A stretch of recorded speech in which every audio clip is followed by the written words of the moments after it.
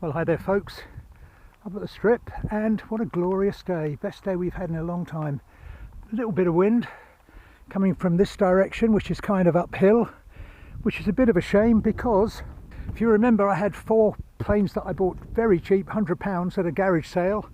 Well, it's the day for me to try and fly this Harvard or AT6 Texan, my first ever plane with retracts. Now, one of the problems I had with it was a very dodgy retract on it, so I've replaced one.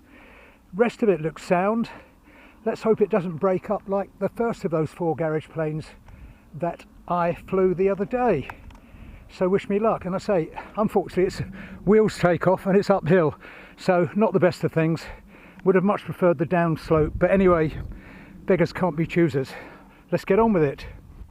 Right, well, I'm not sure how well this is going to cope on wheels on this bumpy old strip, but we'll give it a go. So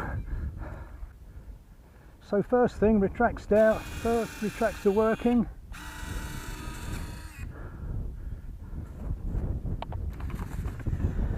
Let's see what happens.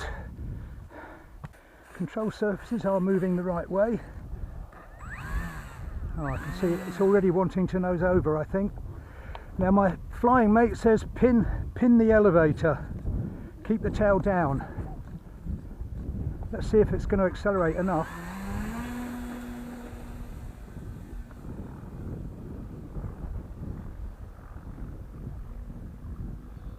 She's fast.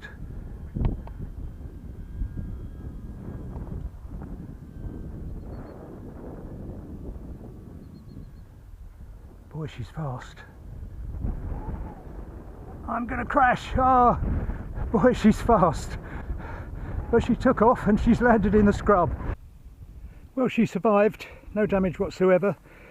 Cockpit cover obviously jumped off, but not even a broken prop. But I've noticed for some reason I've got a lot of down elevator on that, which is probably why I was struggling a bit. I was having to ride the elevator to keep it flying. So I'm going to change the trim a bit, give it another go. Right, elevator is trimmed. I've given it a bit more expo, and really I think I've got the throws way too high. And the other thing I forgot was, of course, to retract the undercarriage, which won't have helped, but I'm not used to retracts. Let's give it another go.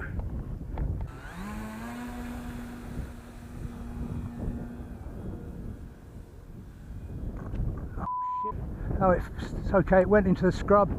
I've no idea what happened there, except I was giving it far too much aileron. Got to reduce those aileron throws. God, what do you know? Prop survived again. Thank heavens for this scrub. An elevator is still pointing down. What the hell is the matter with this? I trimmed it. Of course, on closer inspection, this isn't actually going to fly again just now because the wings have come unglued, so it's going to need a bit of attention. But as with that first one that crashed because the wings fell off, whatever glue they used on these 10-15 years ago wasn't very good. And I must get into the habit of popping that retract switch as soon as I take off, because otherwise, of course, there's a good chance you're going to rip the wheels off. But anyway, not major damage. They will glue back on. I've got a feeling there should be securing bolts there, but if you look at it, all that was holding that wing was that little bit of foam there and that little bit of foam there, so it's hardly surprising that it broke off. Any road could be worse. Right, well, up here again the next day, and it's day 2 for testing the Harvard. Wings are kind of properly glued back on. Was a little bit tempted to just totally glue these back on. People have suggested on forums it's a good idea to actually glue the whole thing together, but we'll give it another go. This time I'm going to try and remember to retract the gear so there's going to be less drag, and let's see if I can keep it in the air and do a proper landing. Wish me luck. Right, well, this has got flaps as well, but I'm not used to flaps. I guess I should have them down for taking off, but for the moment I'm going to try and keep it simple and just go as it is, no flaps. Flight plan is, wind's coming from this way. Flight plan is to get some height this time, see how she behaves. I've reduced the throws a bit, so hopefully it will be less of a handful. and I just want to see and basically see how easily it stalls. Maybe I stalled it the other day. So wish me luck, let's get on with it. Nervous? Well, just a little bit. Pin the elevator. Check that wind direction again, it's not bad.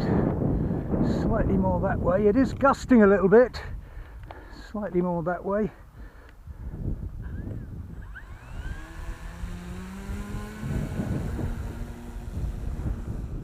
Whoa, that wasn't much good, was it?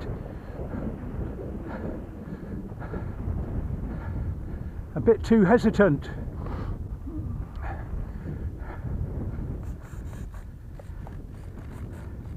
And I've got this same bloody problem with it, that for some reason, maybe it's the servo sticking, but look at the elevator.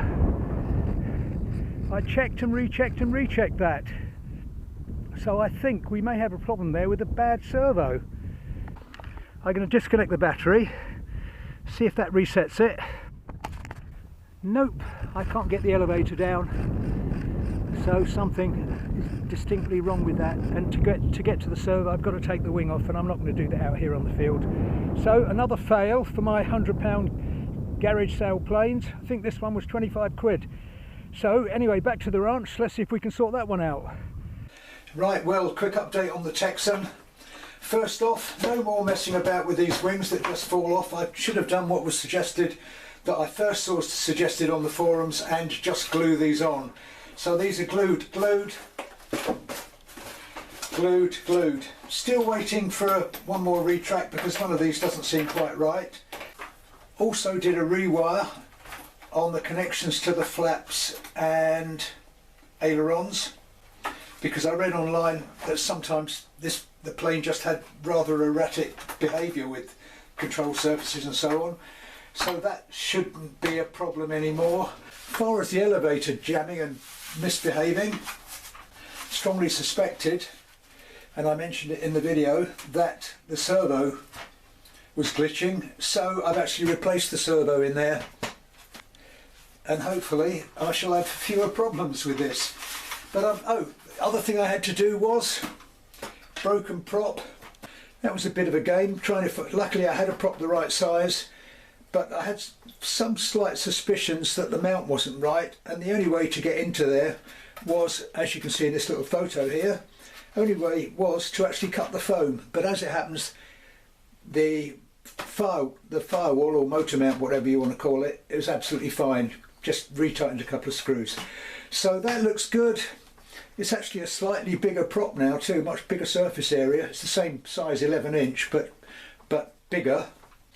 So it should even have a bit more grunt to get off the ground. Perhaps if I get rid of my nerves a bit and fly it properly, get some height, I might actually control it next time. So if you want to see that, why not hit subscribe? And if you found this at all amusing or interesting even, please give it a like, it helps my algorithms. But that's all for now. I'll see you next time I put the strip, trying to get this to fly properly. And I'll leave you with the not exactly brilliant first flight of the Sonic 185, but more of that later. So stop waffling, Bob. That's all for now. Hopefully catch you all later. Bye for now.